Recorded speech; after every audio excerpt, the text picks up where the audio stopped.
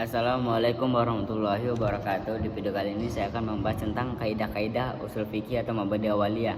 Jadi yang akan saya bahas pertama kali adalah fikih dan usul fikih. Fikih adalah produk, sedangkan usul fikih adalah pabrik. Perumpamaannya seperti itu.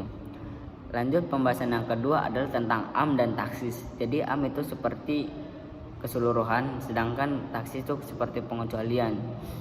Seperti contohnya misalnya anak MA nih disuruh sama ustadz saya untuk berkumpul di lapangan, tapi taksisnya itu pengecualiannya kayak yang nggak bisa hadir tuh yang sakit, yang piket atau yang ada tujuan lain itu nggak apa-apa karena dia ada pengecualian. Lanjut tentang kaidah pertama adalah al-umuru bima qasidiha. Al-umur bima qasidiha artinya adalah segala perbuatan itu pasti ada niatnya. Contoh seperti kayak sholat, puasa, wudhu kan. Kaidah yang kedua adalah ma yastaratu fihi ta'inu fal khata'a ma yastaratu fihi ta'inu fal khata'a fihi mubtilun. Jadi jika segala sesuatu itu menjadi syarat, maka kesalahan hukumnya batal. Jadi contohnya seperti kayak kita salah niat sholat Idul Fitri dan Idul Adha, maka juga sebaliknya. Yang lanjut ke kaidah ketiga adalah jika syaratnya hanya menentukan secara global dan tidak disyaratkan takyinnya secara terperinci, dan seseorang menyatakan hal itu salah, maka itu akan menjadi madorot. Contohnya seperti jika seseorang sholat zuhur 5 atau 3 rakaat, maka itu sholatnya tidak sah.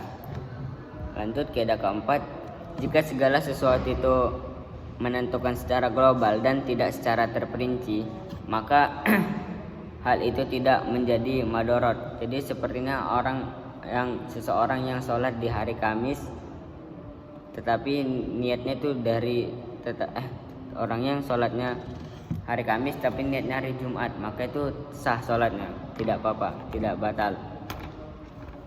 Lanjut kaidah kelima, maqasidul lafzi ala niyatul lafizu.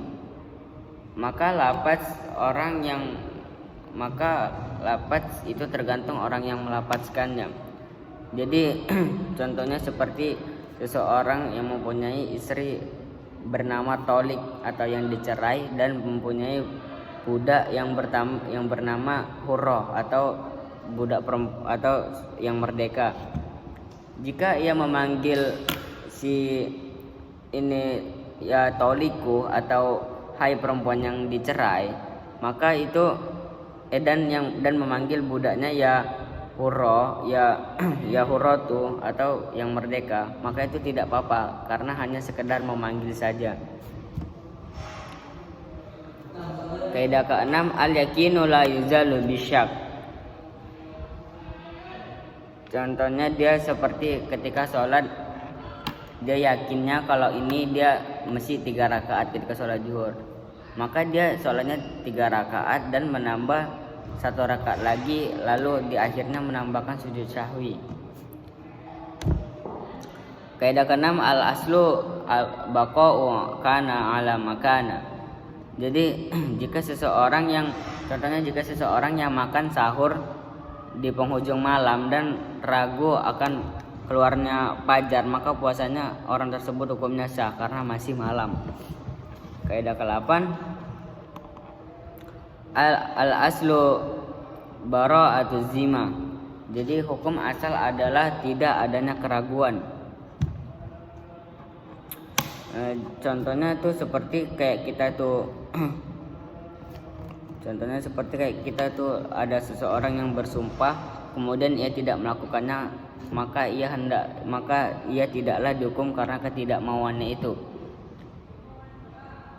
Karena asalnya adalah tidak adanya tanggungan atau tanggung jawab ketika sumpah itu dihadapkan kepada orang yang menggugatnya. Lanjut kaidah ke-9, ada rizalu, bahaya harus dihilangkan. Jadi contohnya seperti kayak kita itu membeli barang di sebuah toko, lalu ketika kita membeli barang yang mempunyai toko ini mengambilkan barang tersebut, lalu kita berpikir kayak masih ragu gitu akan barang tersebut kan. Ya jadi kita harus mengambil barangnya sendiri agar yakin gitu. Baru kaidah ke-10 yang terakhir, adaratu tubihul mahzurati. Kondisi darurat diperbolehkan melakukan segala sesuatu yang dilarang. Jadi contohnya seperti kita sedang daki gunung gitu kan, baru kelaparan dan tidak ada makanan yang bisa dimakan kecuali yang haram seperti kayak babi gitu, anjing atau bangkai. Jadi itu tidak apa-apa karena itu menjadi sesuatu keterpaksaan dalam keadaan. Mungkin ini saja yang bisa saya bahas. Assalamualaikum warahmatullahi wabarakatuh.